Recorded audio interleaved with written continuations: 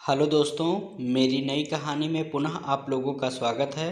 आज हम आपके लिए लेकर आए हैं बहुत ही रोमांटिक कहानी। आइए कहानी शुरू करते हैं। सुधाकर जी और उनकी पत्नी मीरा एकाकी नीरसता भरा जीवन व्यतीत कर रहे थे। वह अपनी इकलौती बेटी मुग्धा की शादी करके उसे ससुराल के लिए विदा कर चुके थे, परंतु जिद्दी बेटी ने जरा सी बात पर नाराज होकर पिता से सारे रिश्ते तोड़ लिए थे। यही वजह था कि पति पत्नी के बीच में तनाव बना रहता और बेटी के वियोग ने दोनों को असमय बूढ़ा बना दिया था। आज सुबह लगभग 4 बजे सपने में बेटी को रोता देखकर सुधाकर जी की आंखें खुल गई थी। उनके मन में अंधविश्वास था कि सुबह का सपना सच होता है, इसलिए अनिष्ट की आशंका से उनकी आंखों की नींद उड़ गई थी। वह पत्नी से बेटी को फ़ोन करने को भी नहीं कह सकते थे, क्योंकि इसमें उनका अहम आड़े आ रहा था। बेटी की जिद्दी और अलियर स्वभाव के कारण वह डरे हुए रहते थे कि एक न एक दिन अवश्य वह तलाक का निर्णय करके लूटी पिटी सी यहाँ आकर खड़ी हो जाएगी। मीरा, मेरा सिर भारी हो रहा है, एक कप चाय बना दो। अभी तो सुबह के 6 ही बजे हैं।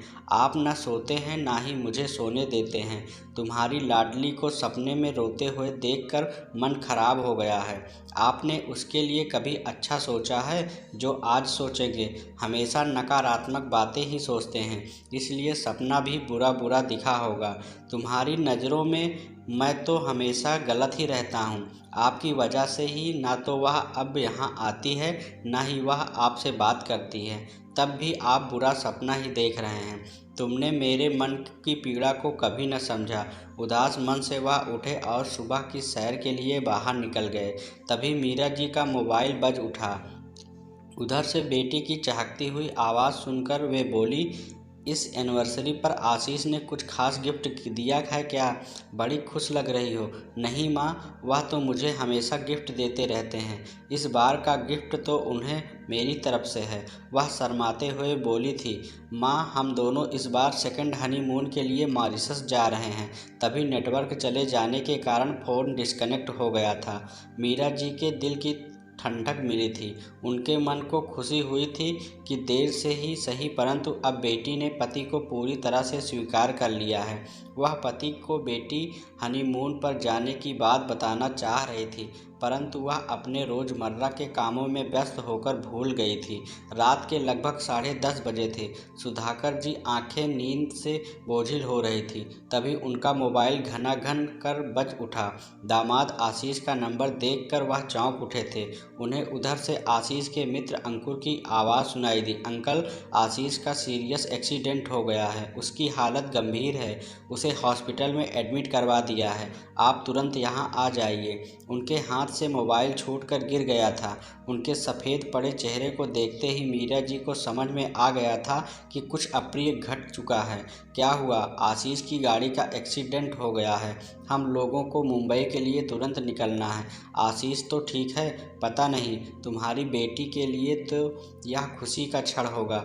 जब से शादी हुई है उसने उन्हें एक दिन भी उन्हें चैन से नहीं रहने दिया। सुबह जब वह ऑफिस के लिए घर से निकले होंगे तो हमारी बेटी ने अवश्य झगड़ा किया होगा। वह तनाव में गाड़ी चला रहे होंगे, बस हो गया होगा एक्सीडेंट। तुमसे मैंने कितनी बार कहा था कि अपनी बेटी को समझाओ कि पति की इज्जत करे, गोरे काले में कुछ नहीं रखा है, लेकिन तुम अपनी लाडली का पक्ष लेकर मुझे ही समझाती रही कि धैर्य रखो। आशीष जी की इच्छाओं के समक्ष वह शीघ्र ही समर्पण कर देगी। मुग्धा कैसी होगी? उसका नाम मेरे सामने मत लो। आज तो वह बहुत खुश होगी कि आशीष घायल ही क्यों हुए, मर जाते तो उसे इस काले आदमी से सदा के लिए छुटकारा मिल जाता। ऐसा मत सोचिए, पहले मुग्धा को फ़ोन करके पूरा हाल तो पता कर लीजिए। क्या उसने मुझे फ़ोन किया है? उन्होंने अपने मित्र संजय से अस्पताल पहुंचने के लिए कहा और अपने वहां पहुंचने की सूचना दी। मीरा जी आखिर माँ थी, वह ममता से व्याकुल हो रही थी। उनके कान में उसके चहकते हुए शब्द सेकंड हनीमून गूंज रहे थे। उन्होंने बेटी को फ़ोन लगाकर आशीष के एक्सीडेंट के बारे में जानकारी ली तो वह बुझे स्वर में बोली, उनकी हालत गंभीर है, उन्हें आईसीयू में रखा हुआ है, खून बहुत बह गया है, इसलिए उनके ब्लड ग्रुप के खून की तलाश हो रही है। वह फूट फूट कर रो रही थी। गुमसुम असहाय मीरा जी अतीत में खो गई थी। उनकी शादी के बाद कई वर्षों बाद बड़ी कोशिशों के बाद उन्होंने इस बेटी का मुंह देखा था। वह सुंदर इतनी थी कि छूते ही मैली हो जाए। लाड प्यार के कारण वह बचपन से ही जिद्दी हो गई थी, लेकिन चूंकि पढ़ने में बहुत तेज थी इसलिए सुधाकर ने उसे पूरी आज़ादी दे रखी थी। मुग्धा के मन में अपनी सुंदरता और गोरे रंग को लेकर बड़ा घमंड था। बचपन से ही वह काले रंग के लोगों का मजाक बनाती और उन्हें अपने से हीन या नीचा समझती। उसके मन में अपने लिए श्रेष्ठता का अभिमान था, जिसकी वजह से उन्होंने उसे कई बार डांट भी लगाई थी और उसे सजा भी दी थी। समय को तो पंख लगे होते हैं। वह बीटेक की पढ़ाई पूरी करके आ गई थी। वह मन ही मन उसकी शादी के सपने बुन रही थी, परंतु मुग्धा एमबीए करना चाह रही थी। इसके लिए सुधाकर जी तैयार भी हो गए थे, परंतु मीरा जी पहले उसकी शादी करने के पक्ष में थी। अंततः बेटी की इच्छा को देखते हुए एमबीए करने के बाद शादी पर विचार करने का निर्णय लिया गया था, परंतु वह कुछ दिनों से देख रही थी कि उनकी शौक और चंचल बेटी चुपचाप सी रहती थी। उसके चेहरे पर चिंता और परेशानी के भाव दिख रहे थे। वह अपने फ़ोन पर किसी से देर तक बातें करती। एक दिन उन्होंने उससे प्यार से पूछने की कोशिश की थी, क्या बात है बेटी, तुम्हारी तबीयत तो ठीक है, कोई प्रॉब्लम है तो मुझे बताओ। No mom, all is well. Mugdha के चेहरे से साफ दिखाई पड़ रहा था कि वह सफ़ेद झूठ बोल रही है। मीरा जी के मन में शक का कीड़ा बैठ गया था, क्योंकि कुछ दिनों से वह देख रही थी कि वह अपने फ़ोन को एक मिनट के लिए भी अपने से अलग नहीं करती थी। वह यदि उसका फ़ोन छू भी लेती तो वह चिल्ला उठती थी। एक रात वह गहरी नींद में सो रही थी तो चुपके से उन्होंने उसके फ़ोन को उठा लिया। शायद वह किसी से बात करते करते सो गई थी, इसलिए फ़ोन लॉक भी नहीं था। उसी फ़ोन ने सारी हकीकत बयान कर डाली थी। एहसान माई लाइफ, उसके साथ सेल्फी, फोटोग्राफ्स, ढेरों मैसेज देखकर वह घबरा उठी। अंतरंग क्षणों की भी तस्वीरें मोबाइल में कैद थी। प्यार में दीवानी बेटी धर्म परिवर्तन करके उसके साथ शीघ्र ही निकाह करने वाली थी। उसी क्षण उन्होंने पति को सारी बातें बताई तो उन्होंने डांट डपट कर और आत्महत्या की धमकी देकर बिना किसी विलंब के अपने मित्र के बेटे आशीष के साथ उसका रिश्ता पक्का कर दिया था। शादी तय करने के एक हफ्ते का भी समय नहीं लगा था। उन्होंने धीरे से एक बार कहा भी था, जल्दबाजी मत कीजिए, बेटी को संभलने का एक मौका तो दीजिए। लड़के का रंग बहुत काला है, अपनी मुग्धा उसके साथ खुश नहीं रह पाएगी। वह नाराज हो उठे थे। सब तुम्हारे लाड प्यार का नतीजा है। यदि उसे एक मौका और दिया तो वह निश्चय ही धर्म परिवर्तन करके उसकी जीवन सहचारी बनकर कुरान की आयतें पढ़नी शुरू कर देगी। वह सहम कर चुप हो गई थी, परंतु उनकी आंखें डबडबा उठी थी। पिता के क्रोध और उनकी धमकी के कारण मुग्धा ने उनके सामने आत्मसमर्पण कर दिया था। स्पष्ट रूप से विरोध तो नहीं किया था, परंतु उसके नेत्रों से अश्रु निरंतर झरते रहते थे। बेटी के मन की पीड़ा की कसक से उनकी आंखों में भी आंसू उमड़ते रहते थे। जयमाला और विवाह मंडप में मुग्धा के चेहरे पर विरक्ति और घृणा के भाव थे, तो आशीष सुंदर अर्धांगिनी को पाकर गर्व से फूला नहीं समा रहा था। उसका चेहरा गर्व से प्रदीप्त हो रहा था, तो मुग्धा निर्जीव पुतले की भांति चुप थी। आशीष मुंबई आईआईटी से गोल्ड मेडलिस्ट था। वहां पर उसका अपना फ्लैट था। 30 लाख का उसका पैकेज था। उसने हनीमून के लिए मॉरीशस की बुकिंग करवा रखी थी। मॉरीशस की हरी भरी वादियों में भी वह अपनी पत्नी के चेहरे पर मुस्कुराहट लाने में कामयाब नहीं हो सका था। मुग्धा को खुश करने के उसके हर संभव प्रयास असफल हो रहे थे। मुग्धा चाह रही थी कि उसकी हरकतों से परेशान होकर अपनी माँ के यहाँ जाने को कह दे, ताकि उसके पापा ने उसके साथ जो अन्याय किया है उसका परिणाम उन्हें भुगतना पड़े और फिर वह अपने प्रियतम एहसान की बाहों में जाकर खो जाए। एक दिन वह बोला, मुग्धा, क्या यहाँ आकर तुम्हें अच्छा नहीं लगा? तुम्हारा सुंदर सा प्यारा चेहरा हर समय बुझा बुझा सा रहता है। वह तपाक से बोल पड़ी थी, हाँ हाँ, बिल्कुल भी नहीं अच्छा लगा, क्योंकि मैं तुम्हें प्यार नहीं करती। तुमसे पहले मेरी ज़िंदगी में कोई दूसरा अपनी जगह बना चुका है। होता है मुग्धा, प्यार किसी से किया नहीं जाता, वरना हो जाता है। फिर तुम तो इतनी खूबसूरत परी सी हो, जिसने तुम्हें प्यार किया होगा वह भी बहुत सुंदर रहा होगा, और तुम्हारी सुंदरता पर तो कोई भी अपनी जान तक कुर्बान कर सकता है। वह सोचने लगी थी कि यह इंसान किस मिट्टी का बना हुआ है। इसके चेहरे पर ना तो कोई क्रोध है, ना ही आक्रोश। आपने भी तो अपने कॉलेज के दिनों में किसी से प्यार किया होगा। मेरा यह आबनूसी काला चेहरा देखकर भला मुझसे कौन इश्क करेगा। मैं तो बहुत खुश हूँ कि मुझे तुमसे सुंदर पत्नी मिली। मैं तो तुम्हारी खुशी के लिए अपनी जान भी दे सकता हूँ। मैं किसी दूसरे को पहले से प्यार करती थी। यह जानकर भी आपको बुरा नहीं लगा? बुरा लगने की भला क्या बात है। तुम अकेली थी, आज़ाद थी, किसको चाहो किसको ना चाहो यह तुम्हारा व्यक्तिगत फैसला था। शादी मुझसे की है, इसलिए अब मेरी पत्नी हो। मैं तो केवल यही जानता हूँ, तुम बहुत सुंदर हो, इसलिए मैं तो अपने किस्मत पर इतरा रहा हूँ। आशीष को परेशान करने के लिए वह जल्दी जल्दी अपनी माँ के पास जाने के लिए कहती तो वह बिना किसी ना नुकुर के उसकी फ़्लाइट की टिकट बुक करवा देता। उसकी उपेक्षा और तिरस्कार का आशीष पर कोई असर ही न पड़ता। वह तो अपनी सुंदर पत्नी को मुग्ध भाव से निहारता रहता और मुस्कुराता भी रहता। वह हर क्षण उसको खुश करने की कोशिश में ही लगा रहता। वह उसे अंट संट बोलकर प्रताड़ित करने का अवसर खोजती रहती। खाली समय में वह अपने एहसान के ख्यालों में खोई रहती। सुधाकर जी को मुग्धा का जल्दी जल्दी मायके आना अच्छा नहीं लगा था। एक दिन वह पत्नी से बोले कि अपनी लाडली को समझाओ कि पति के घर में रहने की आदत डाले। वह तो हम लोगों का भाग्य अच्छा है कि हमें इतना अच्छा दामाद मिला है जो उसकी हर इच्छा पूरी करता है। मैं तो चाहता हूँ कि वह आशीष के प्यार को समझे। आपने अपनी बेटी के प्यार को समझा था। आपको तो उसकी हर बात से परेशानी होती है। पहले आपने बिना किसी रजामंदी के शादी करवा दी, अब कहते हैं कि वह उन्हें तुरंत अपना भी ले, जबकि आप अच्छी तरह जानते हैं कि वह बचपन से ही काले लोगों से नफरत करती है। आपको याद नहीं है कि पहले मैं भी जल्दी जल्दी मायके जाने की जिद करती थी। उसको समय दीजिए, वह आशीष के प्यार की कद्र करने लगेगी। मैं भी तो यही चाहता हूँ कि वह पति के प्यार को समझे, उसे इज्जत दे और उसे प्यार भी करे। वह नाराज़ हो उठे थे। ठीक है, तुम उसे सह देती रहो। जब शादी टूट जाए और दोनों के बीच में तलाक हो जाए तो मेरे कंधे पर सिर रख कर मत रोना कि अब मैं क्या करूं। समाज में सबके सामने मेरी इज्जत खराब हो गई। तुम ही तो उस दिन कह रही थी कि गीता भाभी कह रही थी कि क्या मुग्धा की उसके पति से बनती नहीं, जो जब देखो तब यहीं दिखाई देती रहती है। ऐसा नहीं होगा। लोगों की तो आदत होती है दूसरों के फटे में हाथ डालने की। मुग्धा अपने कमरे के अंदर से सब बातें सुन रही थी। वह तमक कर बोली, पापा, आपने मेरी शादी करवा कर समाज में अपनी इज्जत ज़रूर बचा ली, परंतु आपने कभी यह नहीं सोचा कि काले, बदसूरत और नापसंद आदमी के साथ एक घर में रहकर वह रोज़ कितनी तकलीफ़ से गुजरती होगी।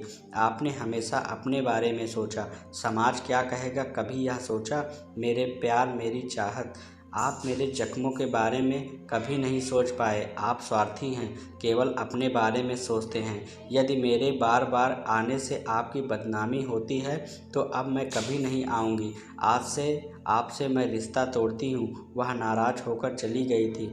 उसके बाद से मुग्धा ना तो कभी उनके पास आई और ना ही अपने पापा से फ़ोन पर बात करी। उसका जीवन निरुद्देश्य था। वह टीवी सीरियल्स के साथ अपना सिर फोड़ती या अपने फ़ोन पर अंगुलियां चलाती रहती और सबसे थक हार कर आशीष को कोसना शुरू कर देती। उफ़, मुझे इस आबनूसी अफ्रीकन से कब मुक्ति मिलेगी।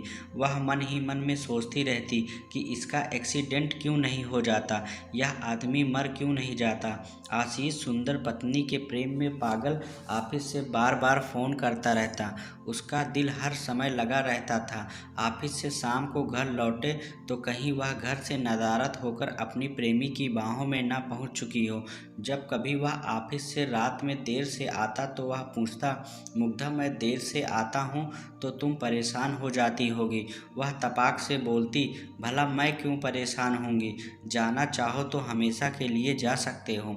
वह हर क्षण उसके अहम को चोट पहुंचाती कि वह अब नाराज होगा, परंतु वह अपना हौसला नहीं छोड़ता। उसके चेहरे पर हर समय मुस्कुराहट बनी रहती। कुछ दिनों के बाद वह बोला, मुग्धा तुम दिन भर घर में बोर होती होगी, इसलिए तुम्हारे लिए मैंने एक जॉब की बात की है। तुम घर से निकलोगी तो वहाँ 4 लोगों से मिलना जुलना होगा तो तुम्हें अच्छा लगेगा, तुम्हें दिन भर की बोरियत से छुटकारा मिलेगा। आज एक पल को वह सोचने को मजबूर हो गई कि यह आदमी किस मिट्टी का बना है जो हर समय उसकी खुशी के बारे में सोचता रहता है। वह बचपन से ही शिक्षा कार्य से जुड़ने का सपना देखती रहती थी, परंतु दिखाने के लिए एहसान जताते हुए बोली थी कि अब आपने बात कर ली है तो ठीक है, मैं इंटरव्यू दे दूंगी, केवल आपकी इच्छा पूरी करने के लिए।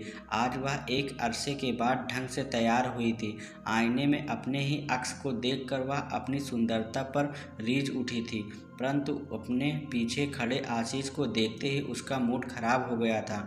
आशीष भी अपने को रोक नहीं पाया और हिचकिचाहट के साथ उसके माथे पर अपने प्यार की मोहर लगाते हुए बोला था, मुग्धा तुम सच में ही मुझे मुग्ध कर देती हो।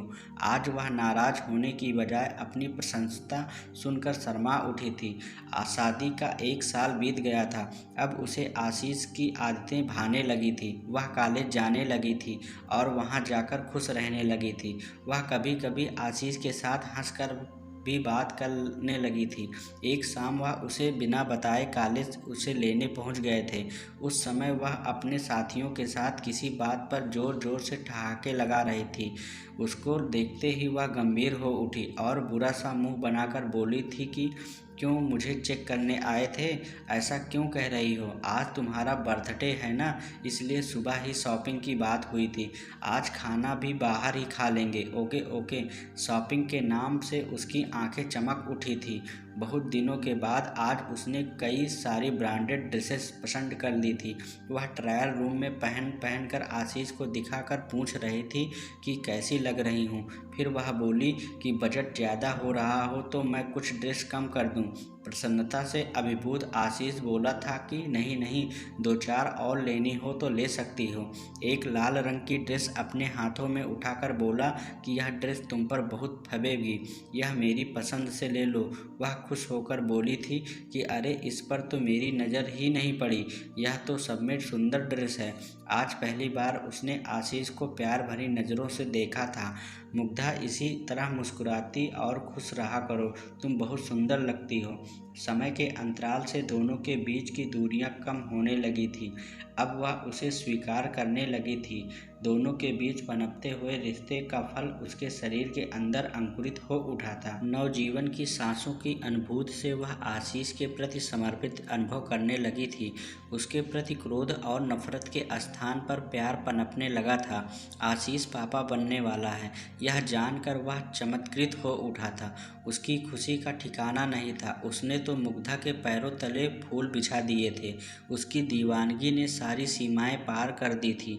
आशीष ने उसकी देखभाल के लिए चुपचाप मीरा जी को बुला लिया था। मीरा जी बेटी के पास आई तो आशीष की मुग्धा के लिए दीवानगी और प्यार देखकर गदगद हो उठी थी। एक दिन बातों बातों में उन्होंने मुग्धा से बताया कि एहसान शादी करके अपने जीवन में आगे बढ़ चुका है, इसलिए अब उसे भी कसम खानी पड़ेगी कि वह भी आशीष के प्यार की कद्र करेगी। यद्यपि वह आशीष को प्यार करने लगी थी, लेकिन आदत के अनुसार पति के सामने आते ही उसकी जुबान कड़वाहट उगलने लगती थी। एक दिन अंतरंग क्षणों में वह मुग्धा से बोला था, मुझे तो बेटी चाहिए और वह भी तुम्हारी तरह सुंदर और प्यारी सी। यदि बेटा हो गया, वह भी मेरी तरह शक्ल सूरत और काले रंग का, तब तो तुम्हारे लिए बेटा भी दंड स्वरूप हो जाएगा, क्योंकि अभी तो तुम्हें एक ही काले बदसूरत आशीष को अपने इर्द गिर्द देखना पड़ता है। यदि बेटा भी ऐसा हो गया तब तुम्हारे चारों तरफ बदशक्ल कुरूपों का जमावड़ा हो जाएगा और तुम्हारे लिए इससे बड़ी सज़ा अन्य कुछ नहीं हो सकता। मुग्धा द्रवित हो उठी थी। उसने पति के मुंह पर अपना हाथ रख दिया था कि प्लीज़ मेरी गलतियों के लिए मुझे माफ़ कर दो। समयानुसार उसकी गोद में उसकी हमशक्ल परी सी बेटी आ गई थी। मीरा जी बेटी को समझा बुझाकर अपने घर चली गई थी। एक दिन आशीष को बहुत जोरों का बुखार आ गया था। वह बेहोशी में भी मुग्धा मुग्धा पुकार रहा था। उसकी बिगड़ती हालत देखकर आज वह पहली बार अपने को असहाय अनुभव कर रही थी। वह डॉक्टर को फ़ोन करते ही आशीष के लंबे जीवन और स्वास्थ्य की कामना करने लगी थी। अब वह आशीष को दिल से चाहने लगी थी। जिस काले बदशक्ल व्यक्ति से वह नफरत करती थी वही अब उसका सर्वस्व बन चुका था। ऑफिस से लौटने में उसे जरा भी देर होती तो वह पल पल में उसे फ़ोन करती रहती। एक दिन वह आशीष से बोली थी, आशीष मैंने तुम्हारा हनीमून बर्बाद कर दिया था और उसके बाद भी मैंने तुम्हें बहुत परेशान किया है, इसलिए मैं अब दोबारा उन्हीं पलों को उन्हीं जगहों पर जाकर एक नई शुरुआत करना चाहती हूँ। ओके डियर, आप अपनी छुट्टी के लिए अप्लाई कर दीजिएगा। मैंने आपको सरप्राइज़ देने के लिए सब बुकिंग करवा ली है। हर्षातिरेक में आशीष ने उसे अपनी बाहों के घेरे में जकड़कर चुंबनों की बौछार कर दी थी। फिर वह अपने हनीमून के बारे में सोचकर खुश होता हुआ तेजी से ऑफिस के लिए निकल गया था। उसी रात हुए इस हादसे ने उसकी मन स्थिति को जड़वत कर दिया था। वह निरुद्देश्य निराधार आईसीयू के बाहर चहलकदमी कर रही थी। बेटी की रोने की आवाज़ भी उसको होश में नहीं ला रही थी। सुधाकर जी और मीरा जी को देखते ही वह अपने पापा के कंधे से लिपटकर बिलख बिलख कर रोने लगी थी। वह अस्फुट शब्दों में बोली, पापा प्लीज़ मेरे आशीष को बचा लीजिए। अभी तो मैंने आशीष को प्यार करना शुरू किया है, मुझे उसके साथ हनीमून पर जाना है।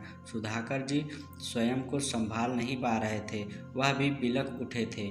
कुछ नहीं होगा तेरे आशीष को, तेरा प्यार जो उसके साथ है। सिसकियों के साथ संज्ञा शून्य होते होते उसके मुंह से हनीमून पर जाना है निकल रहा था। वहां खड़े सभी लोगों की आंखों से बरबस आंसू निकल पड़े थे। उसी समय नर्स ने आकर कहा, आशीष के साथ कौन है? उसे होश आ गया है, उसकी हालत खतरे से बाहर है। मुग्धा खुशी से अभिभूत होकर बोली, आशीष आई लव यू डियर, तुम ठीक हो जाओ, हम फिर से अपना हनीमून प्लान करेंगे। वह आशीष की बाहों से लिपटने के लिए बेचैन हो उठी थी।